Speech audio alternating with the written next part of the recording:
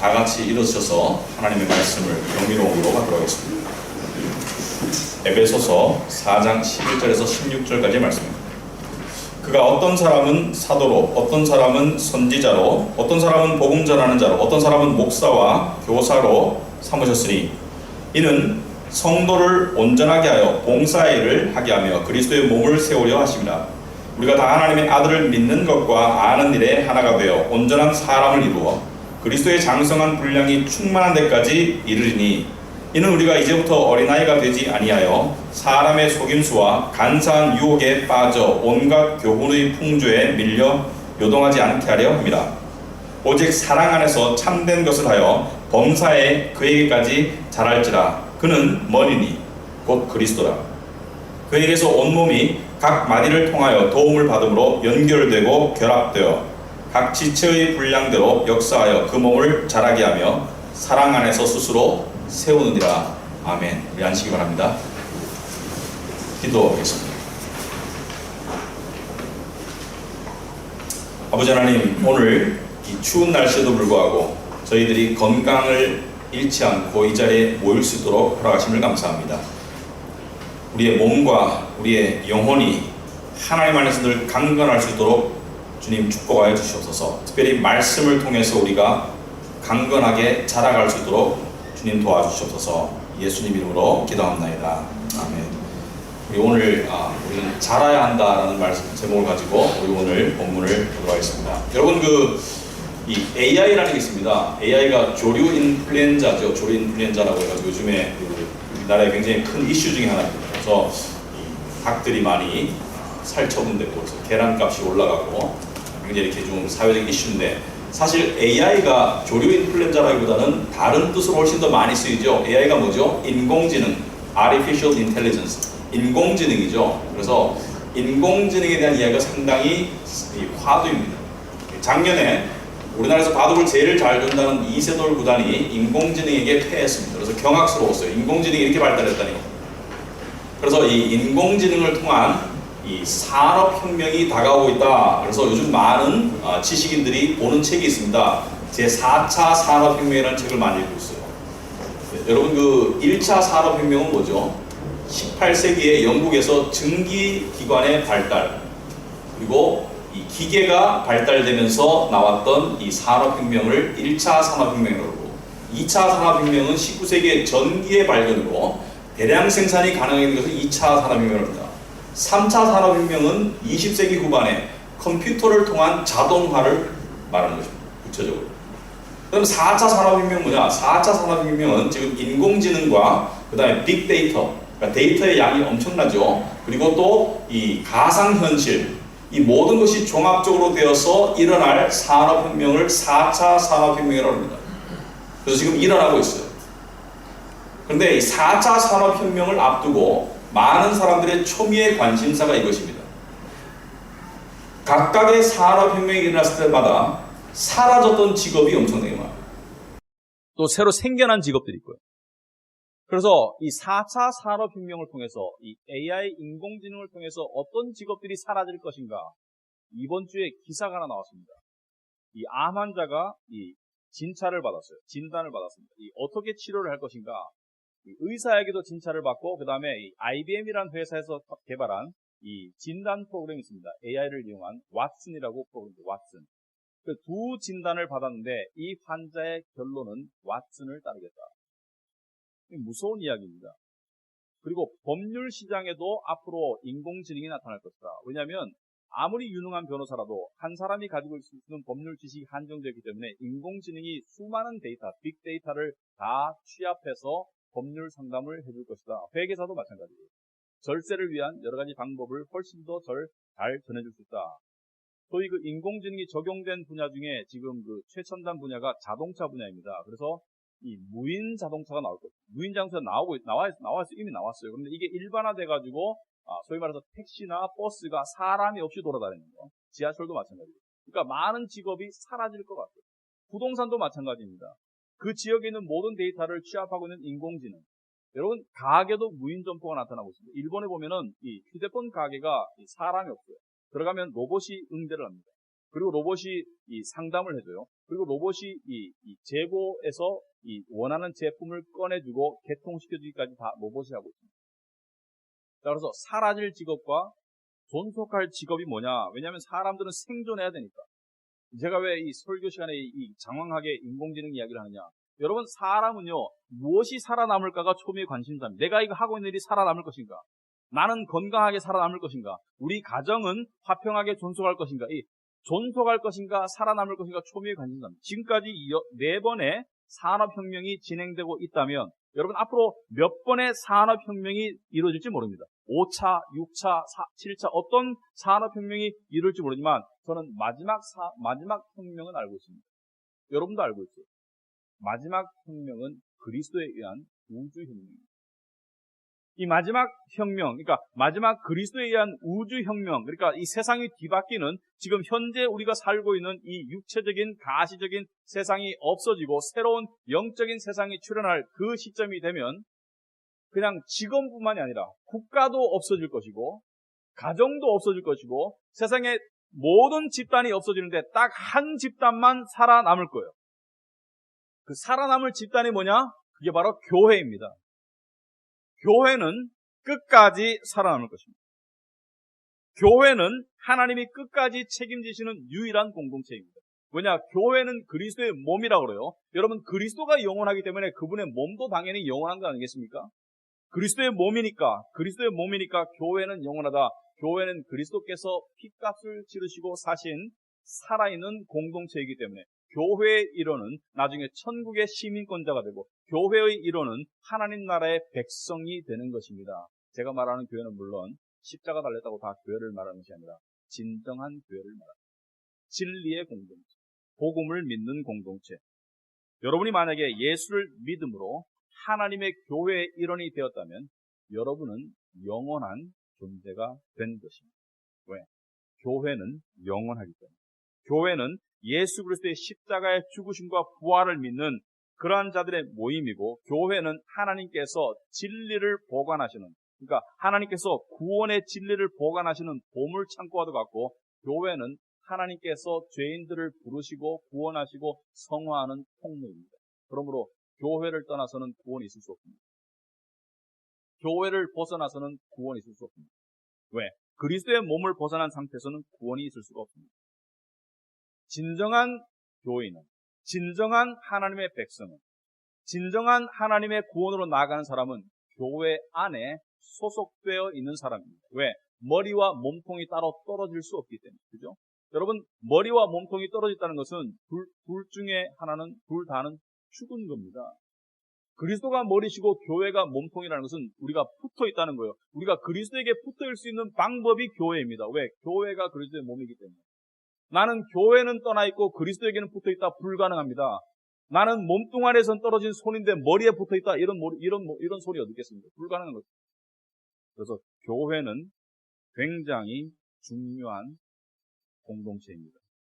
여러분, 그리스도는 교회를 당신의 분신 이상으로 여기셨어요. 교회를 당신 자체로 여기셨습니다. 그만큼 그리스도는 교회를 중요시 여기는 거예요. 여러분, 이 일을 어떻게 알 수 있느냐? 여러분, 바울이 이전의 이름이 사울이었습니다. 사울이 원래 하나님을 열심히 믿는 사람이었어요. 유대교에 심취한 사람이었습니다. 그런데 기독교인들을 박해했죠. 왜? 기독교인들을 유대교의 배신자로 봤기 때문에. 이해를 못했기 때문에. 그래서 어떻게 했습니까? 바울이 다메섹이라는 곳으로 갑니다. 회심하기 이전에, 그리스도인이 되기 전에 다메섹, 지금의 다마스커스죠. 시리아에 있는 다마스커스로 왜 갔습니까? 예루살렘에 있는 제사장들에게 허가서를 받아서 거기에 있는 유대교 그리스도인들을 잡아와서 옥에 가두고 핍박하고 그리고 죽이기 위해서. 그런데 그 다메섹으로 가는 길에서 예수님, 승천하신 예수님께서 하늘의 호련이 나타나세요. 그래서 예수님을 친견하게 됩니다. 예수님을 친견하기 때문에 사도 바울이 된 거예요. 사도는 예수님을 직접 본 사람들이 사도예요. 그 광경이 사도행전 9장 3절입니다. 여러분 주보에 나와 있습니다.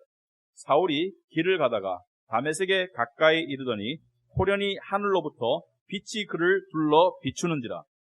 땅에 엎드려져 들음에 소리가 있어 이르시되 사울아 사울아 네가 어찌하여 나를 박해하느냐 하시거늘 대답하되 주여 누구시니까 이르시되 나는 네가 박해하는 예수라. 지금 이 사울이 이해할 수 없는 대화가 이루어지는 것입니다. 하늘에 예수님께서 나타나셔가지고 사울아 네가 왜 나를 박해하느냐.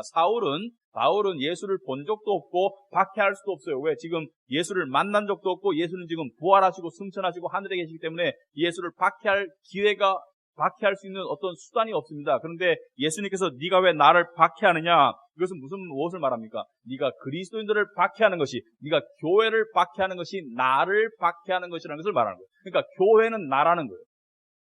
믿는 자들은 나라는 거예요. 그러니까 믿는 자들의 모임인 교인들을, 그리스도인들을 네가 붙잡아오고 박해하고 옥에 가두는 것이 나한테 하는 것과 똑같다는 것을 말하는 것입니다. 그만큼 교회는 그리스도에게, 하나님께 당신의 분신 이상입니다. 당신 자체인 거예요. 여러분, 그 교회의 일원이라면 우리는 감사해야 됩니다. 왜? 그만큼 사랑과 보호를 받고 있는 거예요. 여러분, 그러므로 어떤 사람이 나는 교회를 핍박하는 것은 그리스도를 핍박하는 것이고 교회를 미워하는 것은 그리스도를 미워하는 것이라면 교회를 사랑하는 것이 그리스도를 사랑하는 실제적인 길입니다. 눈에 안 보이는 그리스도를 어떻게 사랑하겠습니까? 교회를 사랑하는 것이, 믿는 자들의 공동체를 사랑하는 것이 그리스도를 사랑하는 것입니다. 어떤 사람이 나는 그리스도는 사랑하지만 교회는 사랑하지 않아. 불가능합니다. 교회와 그리스도는 같은 거예요. 그러니까 교회를 사랑하지 않는 사람은 자동적으로 그리스도를 사랑하지 않는 것입니다. 교회는 사랑하지 않는데 그리스도를 사랑한다는 것은 자기 착각에 불과합니다. 하나를 사랑하고 하나를 안 사랑할 수 없습니다. 왜냐? 둘이 같기 때문에. 그러니까 하나를 사랑하는 사람은 나머지 하나도 사랑할 수밖에 없습니다. 교회를 사랑하는 사람은 그리스도를 사랑하는 것이고 그리스도를 사랑하는 것은 교회를 사랑하는 것이다. 그렇다면 이 귀한 교회에게 하나님께서는 어떤 뜻을 가지고 있나? 하나님은 이 교회가 어떤 방향으로 나아가기를 원하는가? 그 해답이 15절에 있습니다. 오늘 본문에. 오직 사랑 안에서 참된 것을 하여 범사에 그에게까지 자랄지라. 그는 머리니 곧 그리스도라. 여기 보면 범사에 그에게까지 자라라. 밑줄 그어야 됩니다. In every way. 모든 면에서 자라라. 이게 교회를 향한 그리스도의 뜻입니다. 그리스도에게까지 자라라. 이게 하나님의 뜻이에요. 그러니까 교회는 자라야 됩니다. 여러분, 자란다는 게 무엇이죠? 자란다는 것은 먼저 머리 되는 그리스도에게 붙어서 그리스도로부터 가르침을 받는 것이 자라는 거예요. 그리고 그리스도로부터 인도하심을 받는 것이 자라는 것이고 또 더 나아가서 그리스도의 몸으로서 그리스도가 원하는 방향으로 쓰임받는 것이 자라는 것입니다. 그러므로 교회가 자란다는 것은 세 가지를 의미합니다. 첫째, 가르침을 받는 것, 둘째, 인도하심을 받는 것, 셋째, 쓰임받는 것을 말하는 거예요. 그러니까 우리는 그리스도의 몸입니다. 그러니까 그리스도의 몸이기 때문에 그리스도의 입으로서, 그리스도의 손으로서, 그리스도의 발로서 역할하는 것을 잘한다라고 말합니다. 우리가 이 성육신이라는 말씀을 배웠습니다. 성육신, 예수께서 하나님의 아들이신 하나님이신 예수께서 인간의 몸으로 이 땅에 오셨다. 그러니까 2000년 전에 오시는 예수는 사람의 몸뚱이를 가지고 있지만 그 안에는 신성이 들어있다. 신성과 인성이 함께 들어있다. 성육신인데 그렇다면 교회는 어떤 의미에서 예수님의 성육신입니다. 우리 안에는 신성이 있어요. 성령의 임재가 있습니다. 거룩한 임재가 신성이 있는 몸뚱아리, 예수 그리스도의 몸뚱아리이기 때문에 우리가 성육신이다. 그러므로 이 몸은 자라야 된다는 거예요. 그래서 이 자람을 위해서 하나님께서 교회에 여러 가지 직분자들을 주셨다. 여러분 11절에 보시면 어떤 사람은 사도로, 어떤 사람은 선지자로, 어떤 사람은 복음 전하는 자로, 어떤 사람은 목사와 교사로 삼았다 되어 있습니다. 그러니까 어떤 사람은 모두가 아니고. 여러분 한때 우리나라에 예수 조금 믿는다 하면 전부 다 신학교 가려고 하는 분위기가 있어요. 전부 다 신학교 가려고. 예수 조금 믿는다 하면. 다 부름받은 게 아닙니다. 어떤 사람은. 그래서 옛날에 스펄전 목사님은 신학교 가려고 하는 사람들한테 항상 하는 말이 넌 가지 마라. 그래도 가는 사람이 진짜 부름받은 사람이에요. 그러니까 많이 가서는 안 됩니다. 어떤 사람만 가야 돼요. 근데 이 어떤 사람은 무슨 역할을 하느냐. 어떤 사람이라는 것은 소위 오늘날로 말하면 풀타임 사역자죠. 풀타임 사역자. 그러니까 교회에서 사례를 받으면서 풀타임으로 일하는 사람을 풀타임 사역자 또는 전문 사역자라고 말합니다. 목사나 또는 어떤 이 복음 전하는 자나 이 풀타임 사역자를 말하는데 이 풀타임 사역자들에 대한 많은 오해가 있다. 큰 오해가 있다고 봅니다. 많은 사람들이 교회의 일은 풀타임 사역자들이 하는 것이다 이렇게 생각해요. 맞습니까? 틀립니까? 풀타임 사역자들이 교회 일을 하는 것이다. 맞습니까? 틀립니까? 맞고도 틀립니다. 뭐냐? 교회 일을 하는 것은 맞아요. 그러나 교회의 실제적인 일은 풀타임 사역자가 하는 게 아닙니다. 풀타임 사역자의 일은 무엇이죠? 오늘 11절, 12절을 연결해 보면 답이 나옵니다. 굉장히 중요한 문제입니다. 그가 어떤 사람은 사도로, 어떤 사람은 선지자로, 어떤 사람은 복음 전하는 자로, 어떤 사람은 목사와 교사로 삼으셨으니 왜 삼았습니까? 이는 12절에 그 이유는 성도를 온전하게 하여 봉사의 일을 하게 하며 그리스도의 몸을 세우려 하심이라. 그러니까 풀타임 사역자가 실제적인 일을 다 하는 것이 아니라 풀타임 사역자가 하는 일은 무엇이죠? 성도를 훈련시키고 가르치고 성도에게 능력을 갖추도록 만들어서 성도가 일을 하는 거예요. 그러니까 실제적인 일은 성도가 하는 거예요. 그러니까 저 같은 사람이 하는 일은 성도가 실제적인 몸으로서 역할을 할 수 있도록 가르치고 도와주고 훈련시키는 일이 저의 역할이지 제가 각각의 일을 다 하는 게 아니라는 거예요.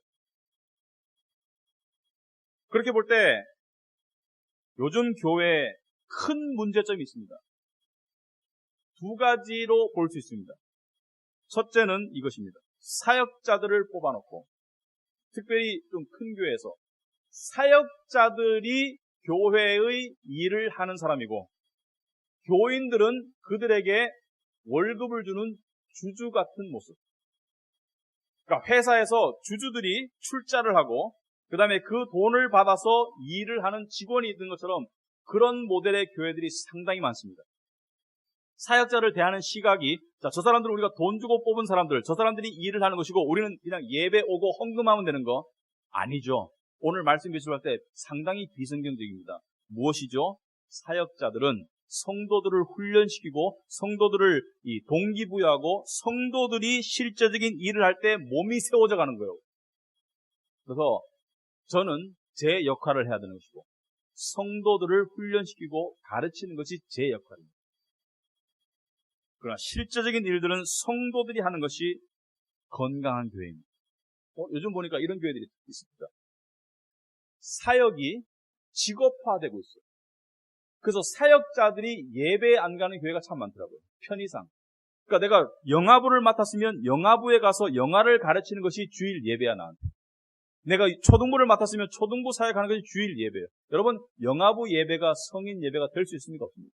성인이 신령과 진정으로 몰두해서 들을 수 있습니까? 없습니까? 못 드립니다. 그러니까 사역자들도 사역자 이전에 예배자입니다. 예배를 먼저 드리고 영화부를 섬깁니다.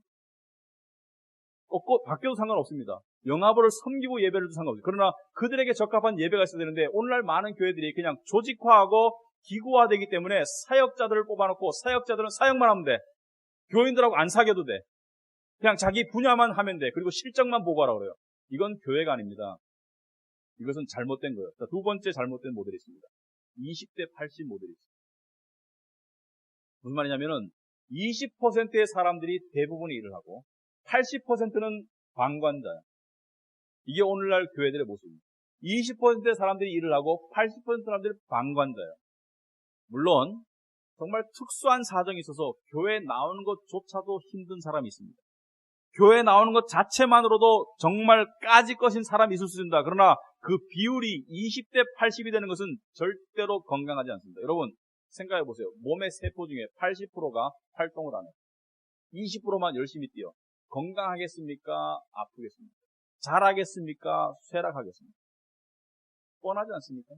이 비율이 바뀌어야 되겠죠. 최소한 80대 20으로 바뀌었을 때 그 몸이 건강할 수 있는 거예요. 자, 그렇다면 이 건강한 교회로 자라기 위해서는 어떻게 해야 되는 것인가? 세 가지를 오늘 본문을 통해서 말씀드리겠습니다. 우리는 어떻게 자라야 되나? 첫째는 지식 가운데 자라야 됩니다. 지식 가운데 자라야 돼요. 둘째는 봉사 가운데 자라야 됩니다.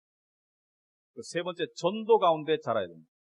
지식과 봉사와 전도 가운데 자라야 된다. 자, 먼저 지식 가운데 자라야 된다. 여러분, 건강한 몸을 생각해 보세요. 건강한 몸은 정신이 올바를 때 건강할 수 있어요. 정신이 올바르지 않으면, 정신이 혼미하면, 정신이 지식이 없으면 그 몸이 그 사람은 건강한 삶을 살 수가 없습니다. 제가 어렸을 때 장미꽃이 예뻤어요. 우리 사람은 장미꽃을 싫어하지만 저는 장미꽃을 좋아하고 우리 사람은 다른 꽃을 좋아합니다. 근데 항상 꽃을 살 때 저는 장미꽃을 사더라고요. 왜? 내가 장미꽃을 좋아하니까. 근데 장미꽃을 보면서 이쁘다고 생각해서 장미꽃을 와락 잡아요. 그러면 어떻게 되죠? 장미꽃 줄기에 가시가 손을 찌릅니다. 아파요. 왜? 지식이 없는 거예요. 장미꽃에 관한 올바른 지식이 없기 때문에 장미꽃을 붙잡은 겁니다. 마찬가지로 건강한 교회는 지식이 있는 교회다. 여기서 말하는 지식은 무엇을 말하죠? 13절과 14절에 힌트가 나와 있습니다. 우리가 다 하나님의 아들을 믿는 것과 아는 일에 하나가 되어 온전한 사람을 이루어 그리스도의 장성한 분량이 충만한 데까지 이르라. 우리가 다 하나님의 아들을 믿는 것과 아는 것, 그러니까 지식을 말하는 것. 아는 일에 하나가 되어 온전한 사람을 이루어라. 그래서 어떻게 하라고? 14절에 이는 우리가 이제부터 어린아이가 되지 아니하며 사람의 속임수와 간사한 유혹에 빠져 온갖 교훈의 풍조에 밀려 요동하지 않게 하려 함이라. 여러분, 오늘날 문제가 있습니다. 한글 성경이 너무 어려워. 와닿지가 않아요. 단어가 너무 어려워요. 제가 풀어서 설명해 드리겠습니다. 자, 사람의 속임수와 간사한 유혹에 빠진다는 것은 사람이 자기의 욕심 따라 가르칠 때 그 교훈의 풍조라는 것은 뭐냐면 the wind of doctrine, 그러니까 교리의 바람이라고 해요.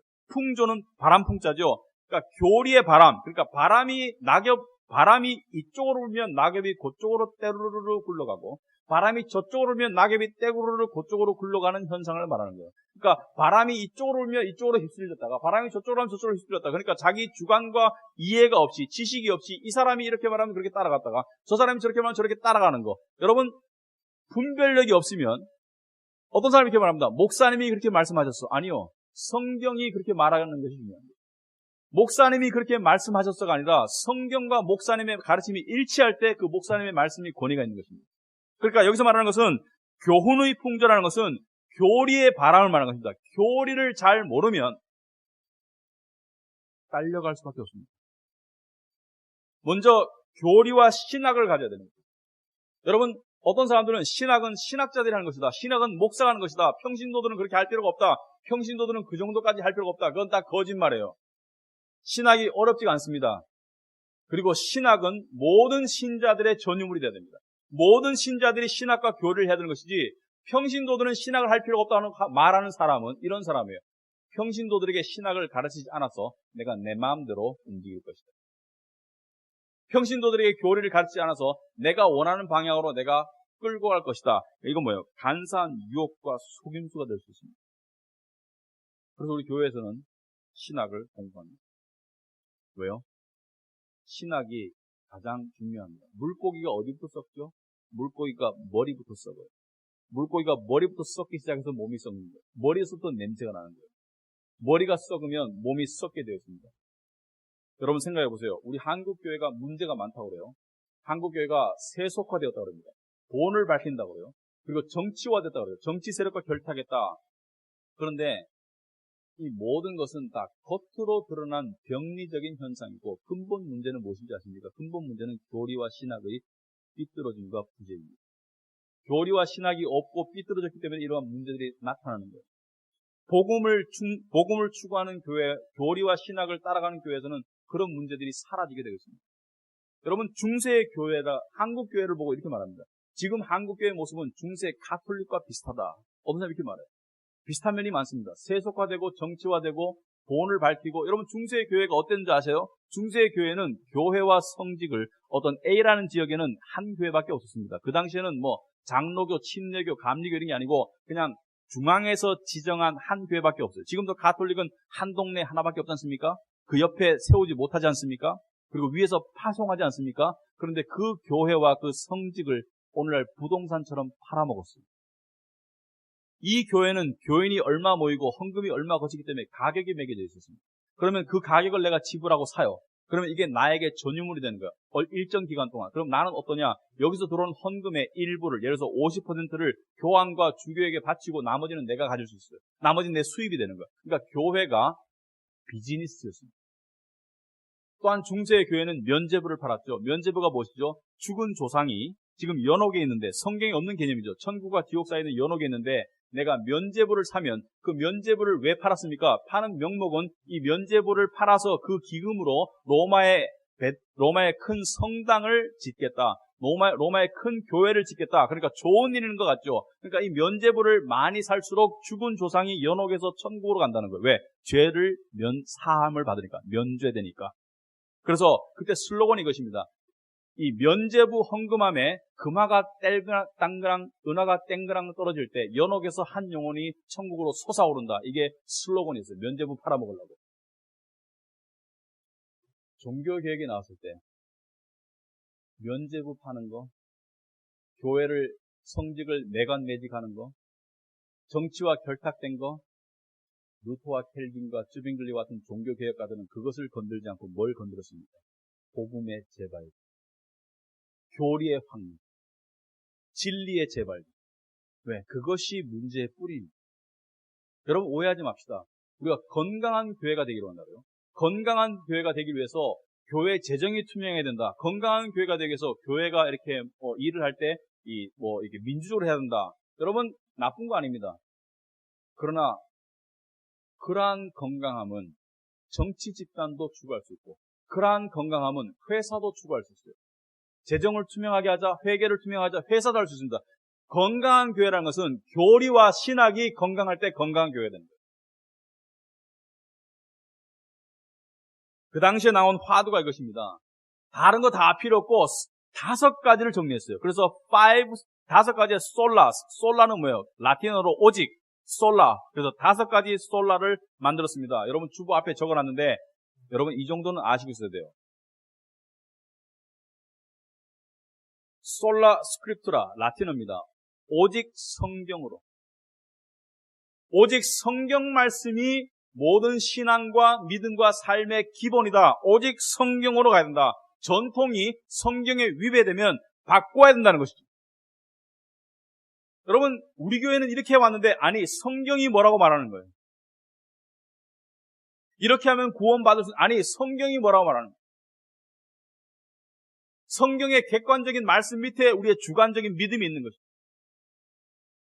그 다음에 오직 그리스도로만 구원을 받을 수 있다는 거예요.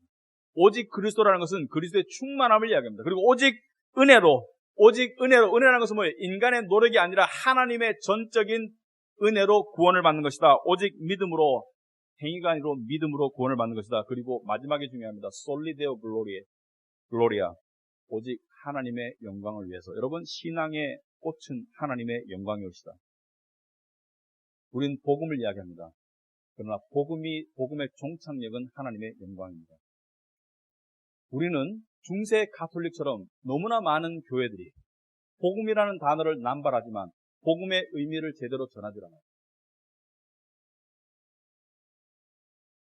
여러분, 오늘날 우리 한국 교회가 가장 건강하지 못한 이유는 교리와 신학이 잘못됐습니다. 그래서 첫째, 지식 가운데 자랍니다. 둘째, 봉사 가운데 자랍니다. 여러분, 예수님은 이 땅에 계셨을 때 수많은 사람의 필요를 섬기셨어요. 그런데 이 건강한 몸이라는 것은 우리 각자에게 주어진 기능이 있습니다. 그것을 성경에서 은사라고 그래요. 각 믿는 사람들에게 주어진 기능을 은사라고 합니다. 그런데 그 각각의 몸의 부분들이 그 은사를 활용하고 그 기능을 해 나갈 때 몸이 어떻게 돼요? 몸이 서로 연결되는 것이죠. 그리고 서로 건강하게 자라는 것이죠. 여러분, 동맥경화라는 것이 알죠? 이 핏줄 동맥 중에 한 군데가 막혔어요. 그러니까 그 부분이 기능을 못하면 양쪽이 다 썩습니다. 그 부분이 기능을 못하면 몸의 다른 군데가 아파요.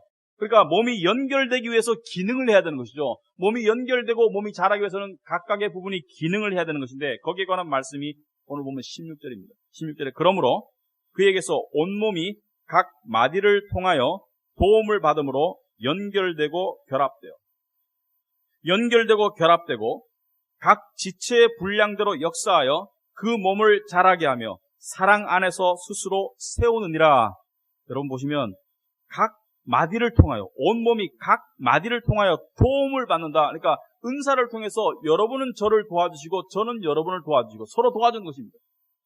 이 은사라는 것은 여러 가지 역할이죠. 교회 예배에 관련된 일들, 또 교회의 어떤 물리적인 일들, 아이를 보살피는 일들, 행정적인 일들, 교인을 케어하는 일들, 심지어 이 교회 건물을 고치고 보수하는 것도 교회의 임무입니다. 왜?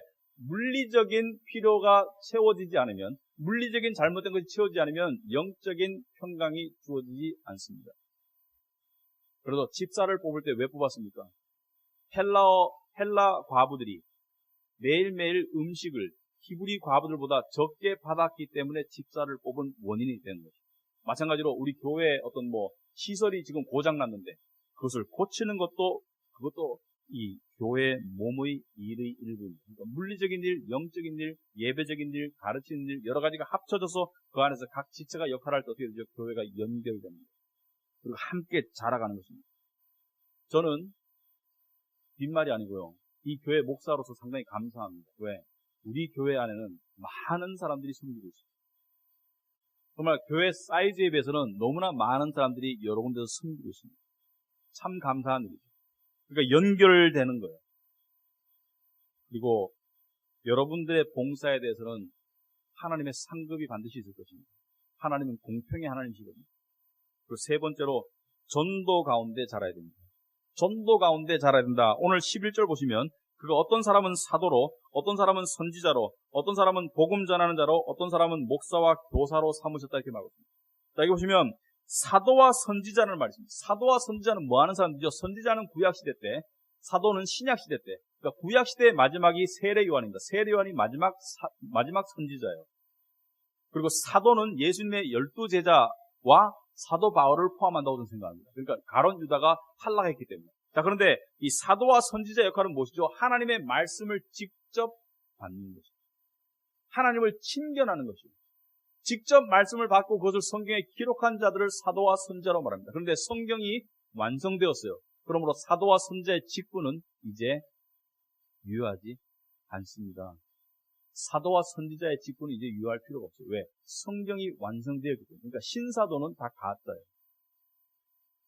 자, 그런데 오늘날 여기 보면 복음 전하는 자라는 말씀입니다. 복음 전하는 자. 이게 영어로 evangelist. 그러니까 전도하는 사람이라는 전도자. 여러분 우리 교회 직분 중에 전도사라는 직분이 있습니다. 전도사라는 직분이 역사 속에서 어떻게 우리 교회의 한 직분의 타이틀이 되는지 모르겠지만 전도사를 그대로 번역해서 외국인들한테 이야기하면 항상 부가 설명이 필요해요. 왜? 오해합니다. 이벤젤리스트, 전도사라고 말하면은 이것은 풀타임 사역자로서 교회의 전도적인 활동을 책임진 사람이 전도사예요. 그렇다면 한국교회에서 말하는 전도사는 누구죠? 주로 신학교를 다니면서 원래 학업이 본업이면서 주말에 교회 와가지고 배운 것을 연습하고 훈련한 사람이 전도사입니다. 그러니까 전도사를 영어로 ministerial intern 그러는데 인턴. 그러니까 사역 인턴을 전도사라고 해요. 저는 그게 더 적합하다고 봅니다. 인턴이에요. 아직까지 풀타임도 아니고 아직까지 전문 사역자도 아니고 인턴 생활을 하는 것이 전도사입니다. 여기서 말하는 전도하는 자, 복음 전하는 자는 그 전도사를 말하는 것이 아니고 특별히 전도에 관한 은사를 받았고 전도에 힘쓰도록 교회가 임명한 자를 복음 전하는 자라고 말합니다. 자, 이 말은 복음 전하는 것이 특별히 은사가 있는 몇몇 사람에게만 전유물이라는 뜻은 아니에요. 왜? 복음 전하는 것은 모두가 해야 되는 일입니다. 전도는 모두가 해야 되는 거예요. 그래서 예수님께서 부활 승천하실 때 마지막으로 하신 명령이 마태복음 28장 19절 말씀입니다. 대사명입니다. 대사명. Great Commission. 뭐라 그랬습니까? 그러므로 너희는 가서 모든 민족을 제자로 삼아 아버지와 아들과 성령의 이름으로 세례를 베풀고 내가 너희에게 분부한 모든 것을 가르쳐 지키게 하라. 볼지어다 내가 세상 끝날까지 너희와 항상 함께 있으리라 하시니라. 그러니까 예수님께서 가서 전도해서 제자 삼아라. 이게 예수님의 지상 명령입니다. 이 명령은 모든 믿는 자들에게 적용되는 명령이에요. 그러니까 전도자라는 것은, 복음 전하는 자라는 것은 이 성도들이 이 명령을 따를 수 있도록 그들을 훈련시키고 그들에게 능력을 갖추어주고 그들에게 동기를 부여하는 것이 이 전도자가 하는 일입니다. 마찬가지예요. 목사나 전도자나 가르치는 자나 이 모든 사람들의 역할은 성도를 온전하게 해서 성도가 봉사일을 할 수 있도록 도와주는 역할을 하는 것이 전도자의 역할입니다. 저는 이 전도의 분야가 지금 이 시점에서 한국교회의 가장 취약한 점이 아니냐 생각합니다. 우리 교회를 포함해서. 여러분 요즘에 보면 이 주위 목사님들이나 신학생들에게 물으면 당신 교회는 전도를 어떻게 합니까? 이렇게 말하면 많은 교회들이 이렇게 말합니다. 전도 못하고 있습니다. 전도 손 놓고 있습니다. 우리 교회도 똑같은 대답을 할 거예요. 전도를 못하고 있습니다. 왜냐? 전도해봤자 잘 안 먹힙니다.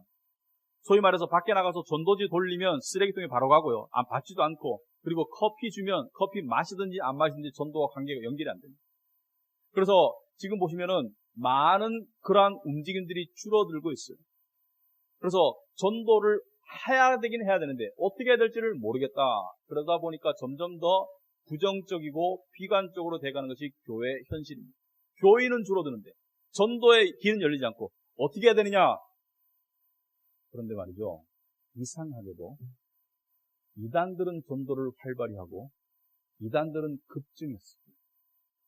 신천지도 그렇고 하나님의 성회도 그렇고 이단들은 전도를 열심히 하고 이단들은 급증했습니다. 심지어 여호와의 증인들, 우리 교회 앞에 전도하시는 여호와의 증인들도 아주 숫자가 많이 늘어나고 있습니다.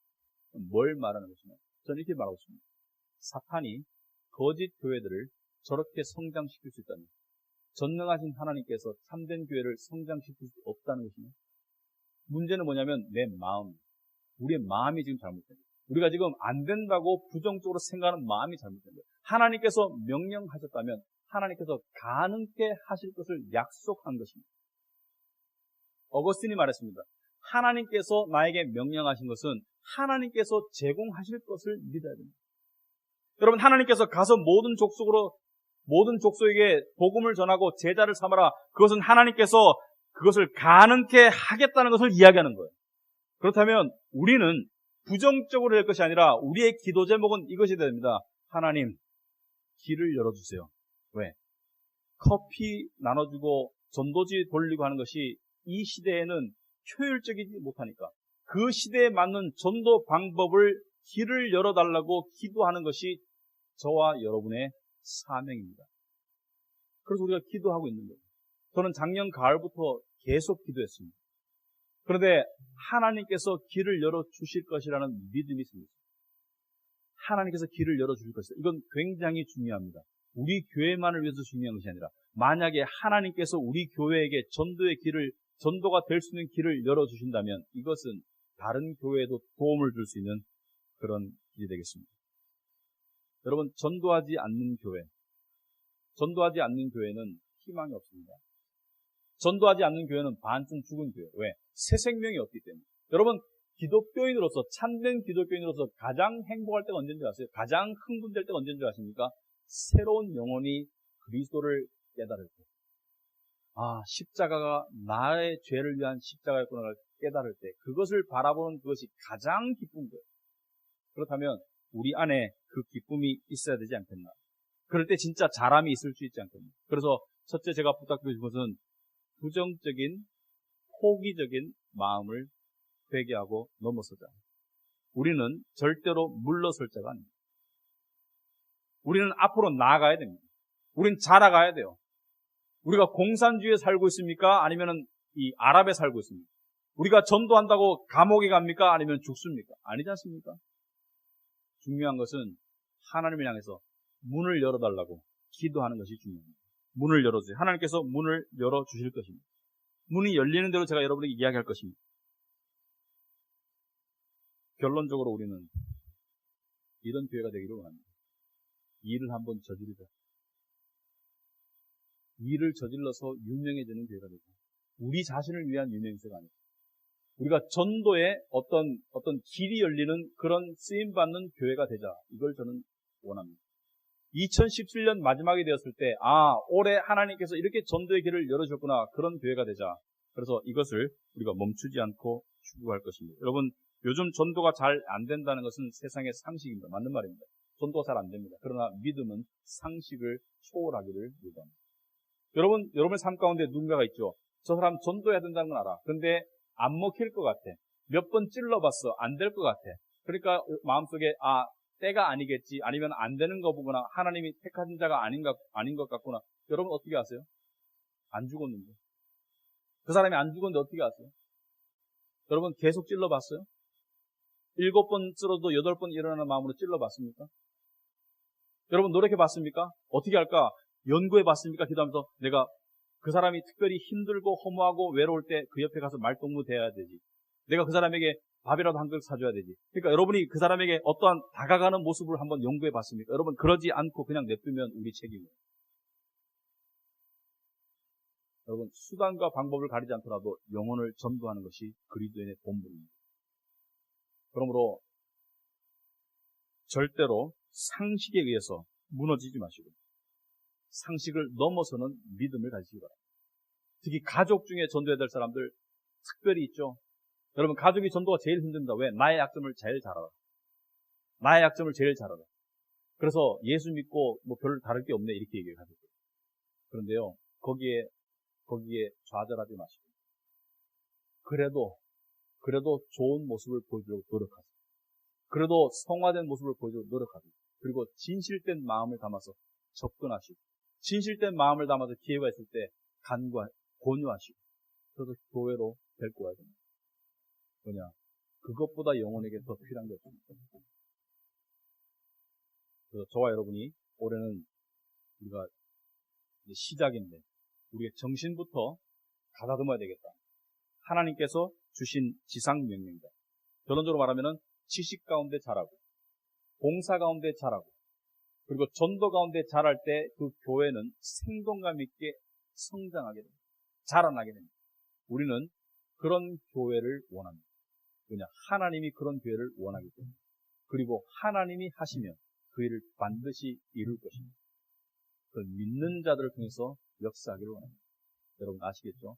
우리 믿고 그 일을 한번 이뤄봅시다. 기도하겠습니다.